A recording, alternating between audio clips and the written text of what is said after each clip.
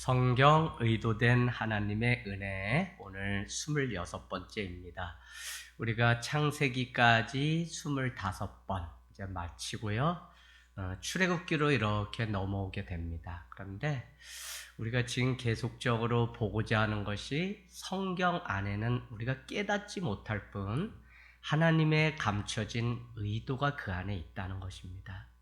우리가 이 하나님의 의도를 발견하는 것은 마치 감춰진 보화를 캐내는 기쁨과 같이 우리 인생 가운데 풀리지 않는 많은 문제에 대해서 우리가 그 의도를 하나님의 섭리, 하나님의 뜻을 알게 되었을 때 치유와 회복과 자유함을 누릴 수 있기 때문에 우리가 이 하나님의 감춰진 의도를 말씀을 통해서 발견하는 일은 너무나 중요합니다. 여러분, 우리가 지난번에 창세기를 마치면서 요셉의 그 나이가 17살의 꿈을 꾸면서 인생이 시작되었다고 말씀했습니다. 요셉의 그 인생에 대해서 1살에서 16살까지도 우리는 충분히 다 이야기할 수 있음에도 불구하고 성경 창세기는 우리에게 요셉이 17살에 꿈을 꾸었다고 말함으로 인해서 인생의 시작은 꿈을 꿀 때, 특별히 그 꿈이 우리의 인생 가운데 사명이 될 때 우리는 하나님 앞에 값 있는 삶을 살아가게 됩니다. 그런데 이 요셉은 110세에 아브람, 이삭, 야곱과 함께 그 10주에 잠이 들게 되면서 그는 고향 땅에 묻히게 되고 요셉과 그의 형제들과 그 시대의 사람들이 다 죽게 되었다는 말씀으로 출애굽기는 시작되게 됩니다. 1장 6절. 그런데 중요한 것은 무엇이냐면 1장 7절에 이스라엘 자손은 생육하고 불어나 번성하고 매우 강하여 온 땅에 가득하게 되었다는 것입니다. 아니, 야곱의 허리에서 난 사람이 70인이고 결국은 모세를 통하여 이스라엘 백성 출애굽한 사람이 장정만 60만 명. 그러니까 아이들까지 포함하면 200만 명의 사람을 이끌고 여자 부녀자들을 비롯하여 이끌어내었는데 그 요셉 때문에 요셉을 찾아갔던 야곱과 그의 요셉의 형제들을 통해서 엄청나게 번성하고 이렇게 숫자가 늘어나게 되자 그들 안에는 두려움이 찾아왔고요. 1장 8절에는 요셉도 알지 못하는 새 왕이 출현하는데 그의 이름이 바로 람세스라고 할 수 있습니다.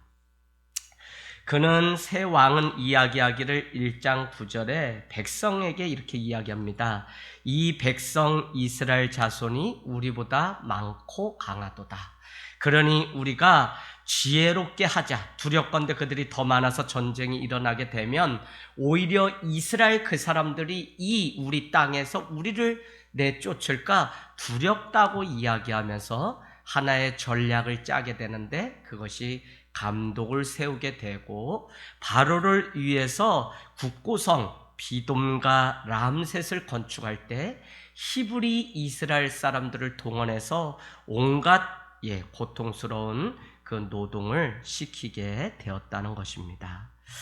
그러나 감독들을 세운 그것이 고된 노동과 학대를 감독하지만 그 안에 새로운 또 전략을 내게 되는데 앞으로 히브리 사람들 중에 태어나는 사내 아이들은 다 죽이라고 누구를 불러서 이야기하냐면 15절에 보니까 히브리 산파 시브라와 부하를 청하여서 너희들 동족 중에 사내 아이가 태어나면 이제 사내 아이는 다 죽이라고 그렇게 이야기하는 겁니다. 남자들을 통해서 그 족보가 이어지던 그것을 완전 봉쇄하고 차단하기 위하여 바로는 이와 같은 생각을 갖게 됩니다.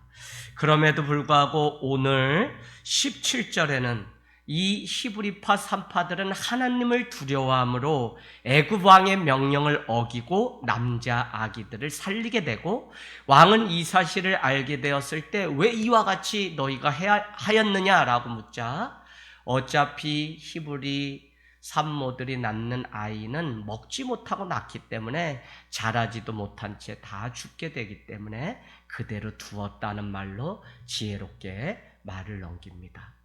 오늘 우리가 주목해 보아야 되는 것은 무엇이냐면 이름 없는 이 히브리 3파는 하나님을 두려워하고 왕의 명령을 어기면서도 하나님의 백성을 구원하는 그 일에 어떻게 보면 조연으로 역사 위에 등장했을 뿐인데 오늘 1장 21절은 그 3파들은 하나님을 경외하였으므로 하나님이 그들의 집안을 흥왕하게 하였다는 것입니다. 저는 여러분 우리가 블레싱이라고 하는 이 축복이라고 하는 단어는 불로도 피를 쏟는 수고 그것이 있어야 됩니다. 그래서 가만히 일도 하지 않고 입을 벌리고 나무에서 사과가 떨어지기를 기다리는 것은 축복이 아니라 우리를 멸망하게 하는 지름길입니다. 그래서 우리가 잘 아는 것처럼 시편에는 이런 말씀이 있습니다. 내 손이 수고한 대로 다 거둘 것이며 너가 들어가도 나가도 하나님의 복을 받을 거라는 것입니다. 여러분 불로도 피를 쏟는 그 수고에 합당한 것을 걷는다는 이것이 바로 축복인데 시편은 여호와를 경외하는 자마다 복이 있는데 내 손이 수고한 대로 다 거둘 것이라고 말씀하기 때문에 여호와를 경외하는 자에게 주는 축복이 수고에 합당한 열매를 얻는 것이라고 우리는 볼 수 있습니다. 여러분 바로 왕은 이번에는 22절에 히브리 3파로 되지 않기 때문에 그 땅에 사는 모든 백성들에게 명령하기를 이제부터 사내 아이가 태어나면 누구든지 나일 강변에 가져다가 버리라고 그렇게 이야기를 하게 됩니다. 그러나 우리는 아브라함에게 모래알처럼 별처럼 백성이 많게 하겠다고 하는 하나님의 약속이 다른 것도 아니고 이 애굽 땅에서 이루어졌죠. 특별히 우리가 잘 아는 것처럼 그 야곱과 그 형제들이 올 때 요셉은 돌아가야 될 고향이 가나안인 것을 알고 그는 애굽에 속해 있지만 가나안이 눈앞에 보이는 고센 땅을 정하여서 그래서 뭐라고 말씀했죠? 성도는 항상 이 땅에 발을 딛고 살지만 하늘을 향해서 이 땅에 똑같이 딛고 살지만 뭔가 다른 삶을 살아가는 사람이 성도 이스라엘 백성이라고 했고 그들은 무슨 일이 있으면 항상 1등으로 고국으로 돌아갈 준비를 했다는 것을 우리는 알 수 있습니다. 그래서 그 고센 땅에 흩어졌던 그들 그 백성이 수가 모래알같이 별처럼 이렇게 늘어났기 때문에 두려워하는 바로 왕의 모습을 보게 됩니다. 그럼에도 불구하고 하나님을 두려워하는 백성은 축복을 받지만 세상을 두려워하는 백성은 멸망을 얻는 일들을 우리는 보게 됩니다. 그래서 우리 믿음이 무엇이냐? 반드시 하나님을 경외하고 하나님을 두려워하고 하나님 앞에 우리가 나아가는 것이지 우리가 다른 것을 바라보고 살면 우리는 세상 앞에 두려움의 형벌이 따르는 요한 1서의 말씀 그대로 이루어지는 것을 우리는 보게 됩니다. 여러분 바로 그때 레위 사람 한 사람이 태어났는데 잘생긴 것을 보고 그의 어머니가 석 달 동안 숨기게 됩니다. 2장 2절이죠. 하지만 그것도 더는 할 수 없기 때문에 갈대 상자의 역청과 나무진을 칠하여서 아기를 그 안에 담아서 나일 강변 그곳에 보내게 되죠. 오늘 이 일은 너무 기가 막힌 일입니다. 이 히브리인 이스라엘 사람 그도 한때는 바로 왕궁에 머물렀던 한 아들입니다.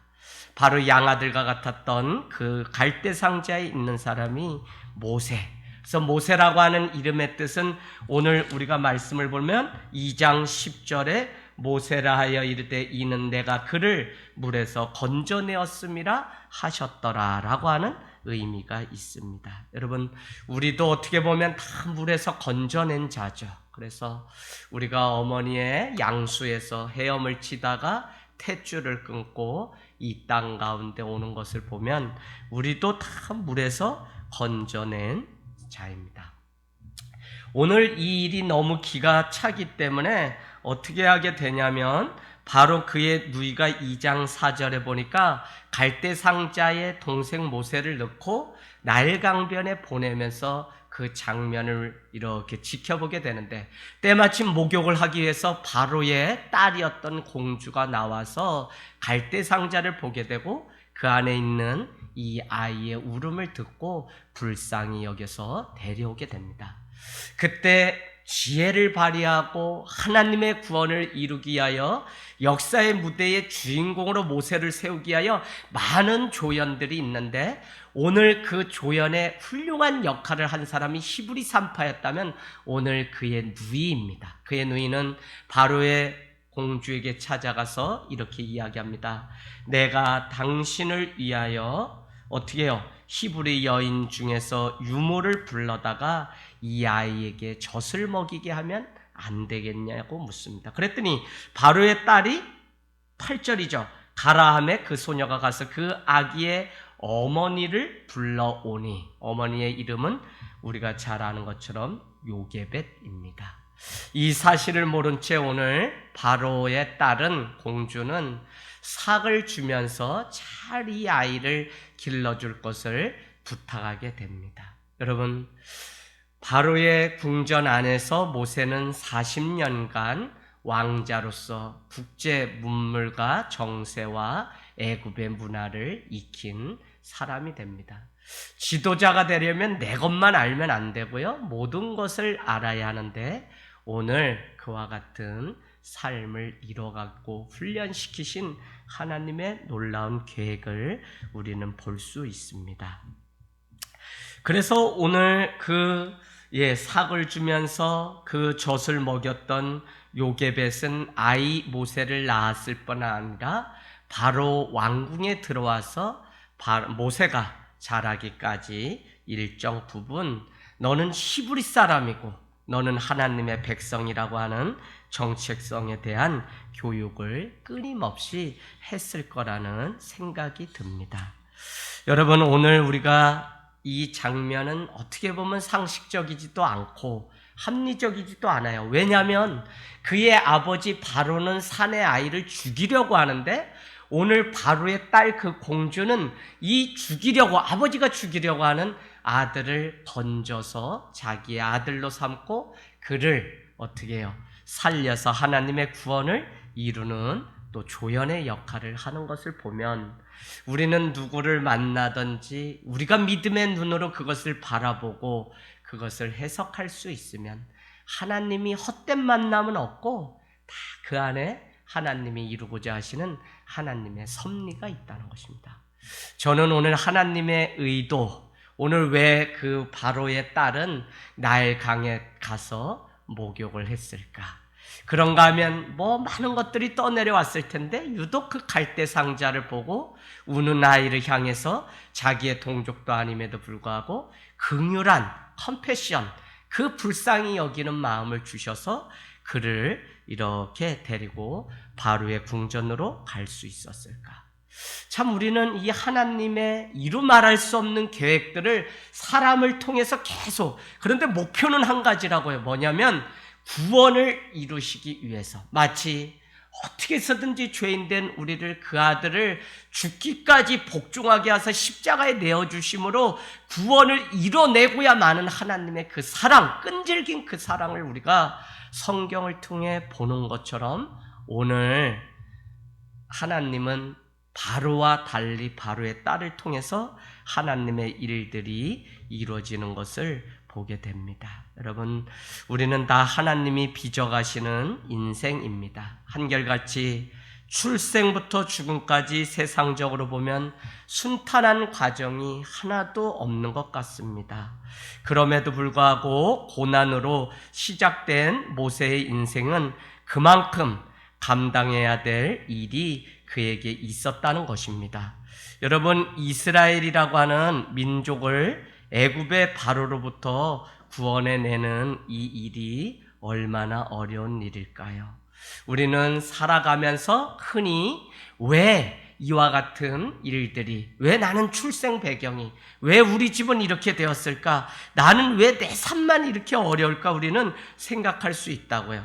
그럼에도 불구하고 우리는 그 출발이 남들보다 늦고 남들보다 독특하다면 하나님의 감춰진 뜻이 있구나라고 하는 사실을 우리는 알 수 있다는 것입니다. 여러분은 오늘 이 사건에 대해서 명확히 기록해 놓은 것이 요한복음 9장입니다.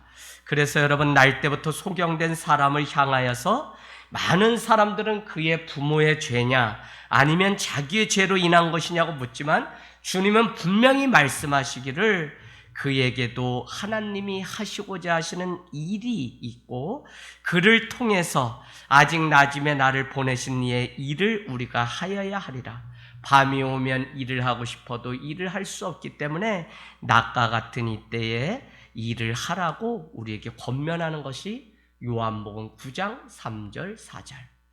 저는 그래서 이 말씀을 보면서 제 마음 가운데 감동이 되는 것은 무엇이냐면, 하나님은 여전히 하시고자 하시는 일이 있고, 우리가 바라보고 주목해야 되는 것은 꿈을 꾸는 거 좋습니다. 비전 있는 거 좋아요. 그러나 이 하나님이 하시고자 하시는 일을 안다면 우리는 그 일을 어떻게 해요? 감당하기 위해서 오늘 하나님의 때에 변함없이 신실하게 하나님의 구원의 일들을 감당하며 걸어가야 된다는 것입니다. 그래서 우리가 그냥 일이 아니라 요한복음 17장 4절은 아버지께서 내게 하라고 주신 일을 내가 이루어 아버지를 이 세상에서 영화롭게 하였사오니, 무슨 말씀이냐면요, 오늘 예수님은 마지막 기도를 하시면서 그냥 일이 아니라 아버지가 내게 하라고 하신 일을 하신다고 그렇게 믿음으로 고백하고 있습니다. 그래서 우리는 하나님이 하시고자 하시는 일을 위해서 내가 오늘 이와 같은 삶을 살게 되었다고 우리는 믿음의 고백을 하게 되는 것입니다. 여러분, 지금도 하나님의 손길이 계속 우리의 삶을 향해서 운행하고 있는 것입니다. 비록 상식적이지도 도덕적이지도 않다고 해도 만물을 다스리고 창조하신 주권자는 하나님이시기 때문에 세상을 여전히 움직이고 계시다는 것입니다. 모세가 지금 애굽의 왕궁의 왕자가 되어 들어가게 되었죠. 그러나 그것은 국제 정세를 알고 애굽의 문화를 알기 위한 하나님의 훈련일 뿐, 그의 정체성에는 변함이 없습니다. 11절 우리가 보면 알 수 있어요. 한 번은 그가 나갔는데 국구성을 짓고 있는 히브리 사람들을 향하여서 고된 노동을 시키는 애굽 사람을 보고 자기도 모르게 자기의 정체성, 이 동족애가 발휘하여서 그는 돌을 들어서 애굽 사람을 쳐 죽이게 됩니다. 저는 어느 때보다도 지금 우리에게 코로나 상황, 마지막 때를 향하여 가면서 우리가 누구인지, 내가 누구인지에 대한 이 정체성이 무엇보다도 중요하다는 생각을 합니다. 자기가 누구인지 아는 것이 중요합니다. 왜냐하면 내가 누구인지 아는 그것이 결국은 나를 지키는 능력이 되고 힘이 되기 때문에, 초대교회가 놓지 않았던 것이 무엇이냐면 신앙 고백과 간증이 그들의 공동체 안에 늘 있었어요. 그 간증은 하나님은 누구시고 하나님이 나를 향해서 어떤 일을 하셨는지, 결국은 내가 하나님의 은혜를 입은 존재라고 하는 분명한 자기 정체성 때문에 흔들리지 않았다는 것입니다.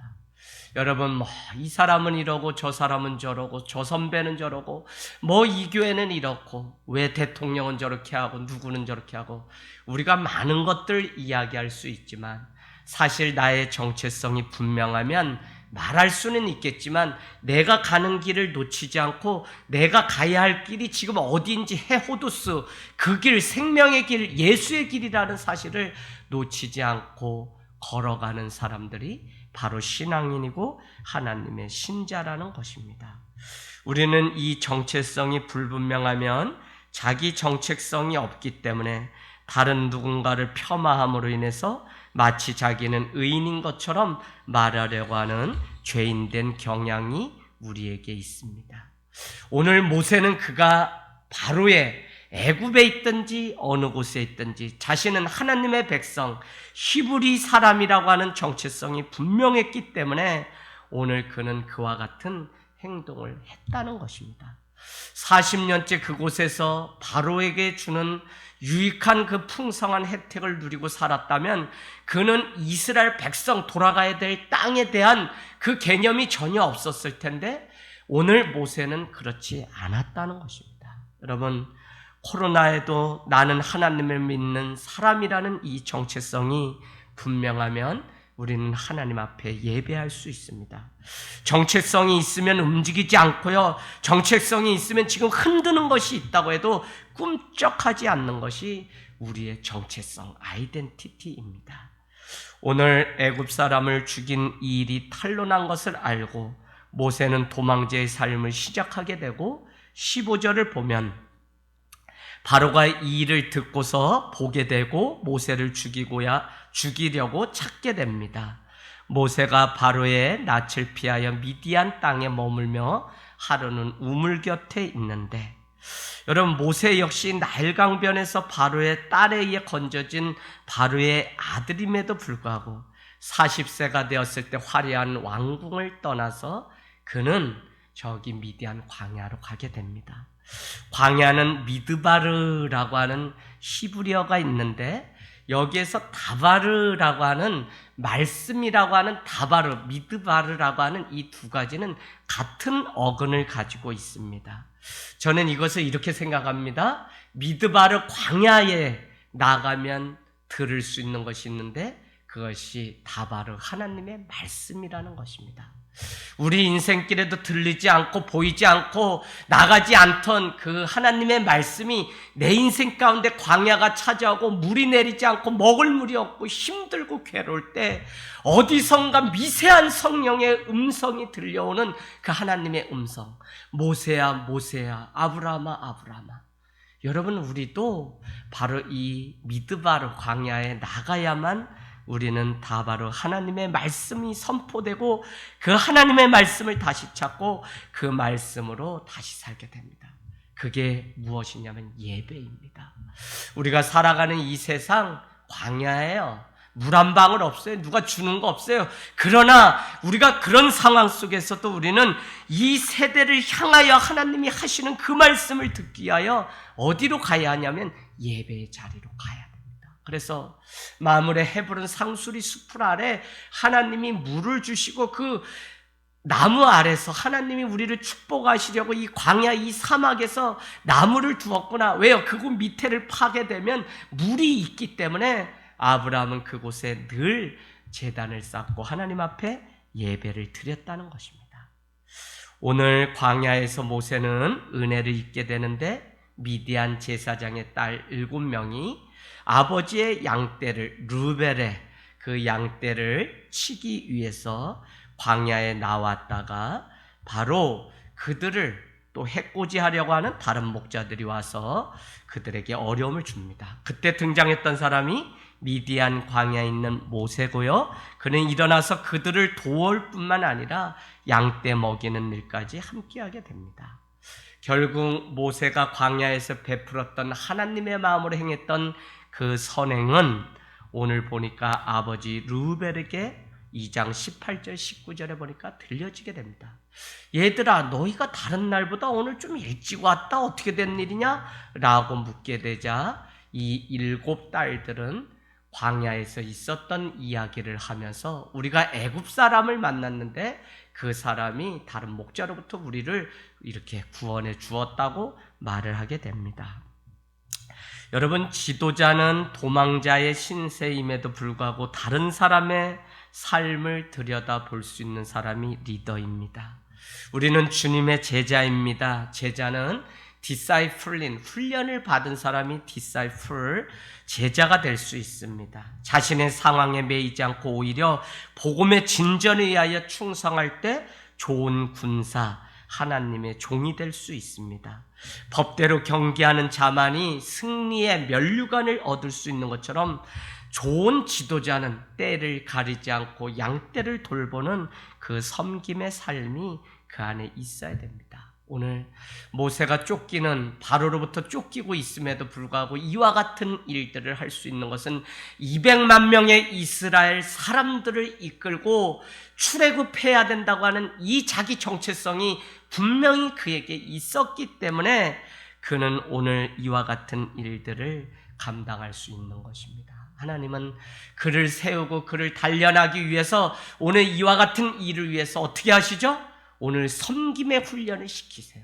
미디안에서 양떼에 물을 먹이는 이 일을 모세를 통하여 했다는 것입니다. 하루아침에 우리가 지도자가 되고 리더가 되고 목자가 되고 할 수가 없어요. 저도 개척에서 지금까지 오면서 보면 많은 사건들이 있었습니다. 그러나 가장 잘하는 일이 있다면 그 많은 과정을 나의 분노로 행하지 않고 하나님의 마음으로 참고 인내하고 오히려 더 섬길 수 있는 기회로 삼은 것이 하나님의 계획이었구나 하는 생각이 듭니다. 여러분, 백성들을 이끌어서 갈 때 곧 목전에 가나안 땅이 있을 때 12명의 정탐꾼을 보낼 때 갈렙과 여호수아만이 그곳은 적과 꿀이 흐르는 땅이라고 말합니다. 그런가 하면 10명의 정탐꾼은 그곳에 가면 기골이 장대한 아낙 자손의 밥이 됩니다. 갈 수 없습니다. 라고 불평불만합니다. 우리를 광야에서 죽게 하려고 하느냐? 차라리 우리를 다시 애굽 왕에게로 돌아가서 1년에 몇 차례 고기라도 먹을 수 있었을 텐데 왜 우리를 이와 같이 죽이냐고 막 원망할 때 민수기 14장에 보면 모세는 하나님 앞에 엎드려서 머리를 땅에 대고 기도하는 장면이 등장하게 됩니다. 결국은 그 백성이 하는 그 소리를 하나님은 들은 대로 그대로 갚아주신다고 했던 그 말씀대로 그 많은 백성들은 결국 죽게 됩니다. 여러분, 우리의 말, 우리의 행동, 우리의 삶 자체가 섬김의 자리, 특별히 죽기까지 낮아지시는 주님의 그 마음으로 돌아가지 않으면 우리는 하나님의 구원을 얻지 못하게 됩니다. 성실한 삶이 없어서 주의 일을 할 수 없고 축복이 없고, 우리에게 지금도 하나님은 성실한 삶, 어느 곳에 놓이든지 코람되고 하나님 앞에 살아간다고 하는 이 믿음의 고백이 우리의 고백이 되기를 주님의 이름으로 축복을 합니다. 여러분, 오늘 아버지는 모세를 청하여서 음식을 대접하고 그뿐만 아니라 딸 십보라를 아내로 주게 됩니다. 그는 결혼하여 첫 아들을 낳는데 게르솜이라고 이름을 짓게 되고 그 이름의 뜻은 내가 타국에서 나그네가 되었음이라. 오늘 2장 22절. 이 이름의 의미를 이렇게 가지게 된 것은 너무 중요한데, 모세가 자녀의 이름을 그렇게 지은 것은 나그네로서 자기가 돌아가야 될 본향이 있다는 것입니다. 애굽 땅이 아니라 가나안 땅이며 그 땅도 아니고 하나님의 그 땅. 그래서 땅에서도 하늘을 품고 지금 여기서 나부터 살아가자고 하는 것이 하늘 땅 교회의 종말론적인 신앙이며 이름의 의미가 있다고 하는 사실입니다. 여러분, 미디안 광야에서 만난 루엘의 딸은 모세를 아버지에게 소개할 때 분명히 한 애굽 사람이라고 하지만 그는 애굽 사람이 아니라 자신은 나그네일 뿐 언젠가는 돌아가야 될 이스라엘이 있다는 사실을 기억하기 위해서 첫 아들의 이름을 게르솜이라고 그렇게 지었다는 것입니다.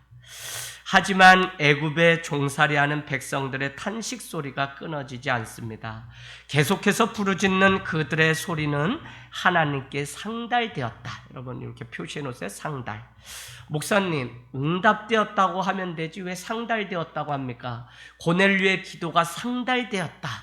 여러분, 이 상달이라고 하는 의미는 특별히 더 깊은 의미가 있는데, 날마다 같은 기도 제목이 이루어질 때까지 기도해서 그것이 하늘문에 쌓아서 하늘문이 열릴 수밖에 없는, 그래서 기도를 습관처럼 날마다 변함없이 하는 것.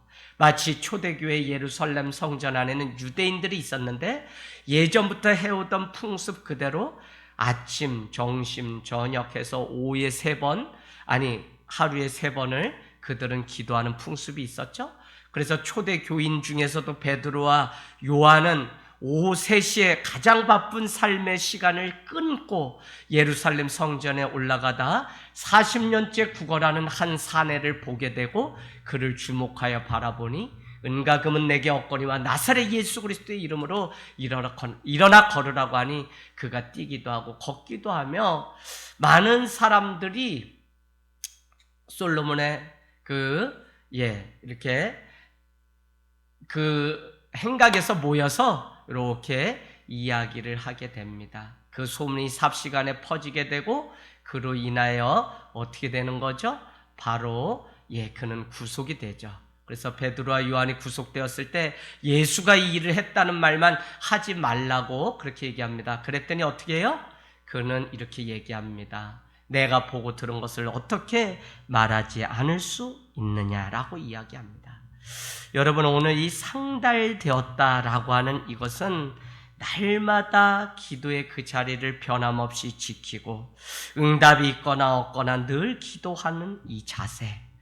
응답은 기도에서 순간 그 문제가 해결될 수 있지만 상달은 문제가 다시는 그와 같은 문제가 일어나지 않고 끊어지는 것을 상달이라고 말씀하고 있습니다. 코로나가 찾아오면서 사람들은 미래에 대해서 걱정합니다. 그러나 주일에 나눴던 말씀처럼 교회와 성도는 군사를 빼는 시간이 돼야 되고요. 프로그램 많이 하려고 하지 말고 많은 것들 하려고 하기보다 오히려 말씀과 기도에 전무하고 예배가 살아나야 된다는 것입니다. 이것을 모르면 그냥 기도가 끊어지게 됩니다. 정작 기도해야 될 제목은 많은데 다른 사람들은 기도하는데 직접 기도하지 않는 것이 문제만 끌어안고 살아가는 것이 현대 교회의 문제입니다. 여러분, 오늘 왜 우리가 밤마다 모여서 기도합니까? 우리 안에는 아픔을 먼저 경험한 사람들이 있어요. 그래서 저 사람은 정작 기도하지 못하도 그 문제를 끌어안고 기도하는 하나님의 백성들이 바로 저녁을 깨워서 기도하는 모습들이 얼마나 아름다운지 모릅니다. 1000번제를 드렸던 솔로몬의 기도, 한 아들을 달라고 실로에 올라갈 수 있는 자격은 제사장밖에 없음에도 불구하고 날마다 기도하였던 한나. 그런가 하면 신약에 보면 누가복음에 안나라고 하는 사람이 나오는데 예수님이 오신다는 그 소식을 듣고 그가 이 땅에 오시기 전에는 내가 성전을 떠날 수 없다고 고백했던 안나의 기도가 있습니다. 불의한 재판장을 찾아가서 나의 원한을 풀어달라고 기도했던 한 과부의 끈질긴 기도, 밤낮 부르짖는 자들의 택한 원한을 들어주지 않겠느냐라고 말씀하셨던 그 주님의 말씀. 그런가 하면 겟세마네 동산에서 주의 뜻을 이루기 위해서 땀방울이 핏방울이 되도록 기도하였던 예수님의 이 끈질긴 기도, 상황이 있어도 막지 못하는 기도, 상황에 따라하는 기도가 아닙니다. 변함없이 하나님이 인생의 주인이기에 드렸던 기도입니다. 변함없는 성도, 변함없는 예배, 변함없는 기도가 지금이야말로 필요하고 그 기도가 있는 곳에 하나님의 역사가 있는 것입니다. 오늘 우리 공동체 안에도 송현이가 암이 아니라 회복되는 이 놀라운 일이, 그런가 하면 뇌출혈로 쓰러졌던 집사님이 일어나서 말도 하고 기억도 다시 살아나서 딸을 알아보는 이 놀라운 기적이 오늘 우리 안에 있었습니다. 여러분, 기도가 쌓이고 쌓여서 하늘문을 여는 삶이 우리의 삶이 한 영혼이 돌아오기까지 하나님의 뜻이 이 땅 가운데 우리 가정 가운데 내 삶 가운데 이루어지기를 바라는 그 눈물의 기도가 있기를 원합니다. 그러려면 결과를 주님께 맡겨야 됩니다. 내가 해봤는데 안 됐다 해서 포기하는 게 아니라 하나님이 이 일을 책임지시고 반드시 행하신다고 하는 결과를 주님께 맡기는 그 믿음이 우리에게 필요하다는 것입니다. 저는 오늘 말씀을 마치면서 여러분 24절 25절에 기억이라고 하는 단어를 동그라미 표시를 해 놓으십시오. 기억, 예배라 그랬죠? 기억이 무엇입니까? 오늘 예배 드리지만 우리는 2000년 전에 이 땅에 오신 예수 그리스도의 그 사건을 기억하는 게 예배라고 했습니다. 그분이 우리를 위하여 죽어주신 것을 감사하는 게 예배라고 했습니다. 그런가 하면 그분이 지셨던 십자가를 이제 나도 지겠다고 하는 고백이 재현이 바로 예배라고 말씀드렸습니다. Remember, 이 기억이라고 하는 단어, 다시 공동체의 가족이 되게 만드는 이 기억. 여러분, 그러려면 24절에 그 언약을 기억하사, 25절 하나님이 그들을 기억하셨다라고 하는 이 기억. 하나님은 시공간을 초월하시죠. 우리는 잊어버릴 수 있지만 하나님은 우리를 기억하사 그 날개 가운데 감추어 주십니다. 오늘도 우리가 기억해야 될 것, 베드로가 말씀이 기억나게 하라, 생각나게 하라 했던 것처럼 우리가 오늘도 변함없이 끊임없이 기도와 말씀과 훈련의 자리에 나와야 되는 이유는 이 땅 가운데서 말씀을 집어넣어야만, 어떻게 해요? 이 언약의 말씀이 기억나야만 우리 인생의 마지막 때에 당하는 그 환난과 고난 가운데 말씀이 용수철처럼 튀어나와서 그 말씀이 우리 자신을 지키는 능력이 됩니다.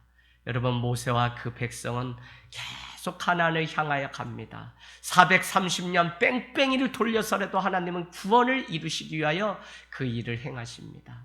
하지만 그 일이 하나님의 일이 되기까지 그들은 광야길에서 막혔을 때마다, 답답하고 보이지 않을 때마다 하나님의 약속의 말씀, 모래알처럼 무별같이 많게 하겠다고 하는 그 아브라함, 야곱, 요셉, 이삭, 많은 자들을 통하여 이미 약속하셨던 그 말씀을 기억나게 하셨습니다. 이 예언의 말씀을 읽고 듣고 지키는 자는 복이 있는데, 그러려면 요한계시록 1장 3절 같이 읽고 듣고 지키려면 항상 그 말씀이 우리에게 생각나고 기억나야 됩니다. 결국 모세와 함께 하시는 하나님은 말씀으로 함께 하셨다는 사실을 우리는 보게 됩니다. 할렐루야. 여러분의 삶에 말씀이 날마다 충만하게 있기를 원합니다. 아멘.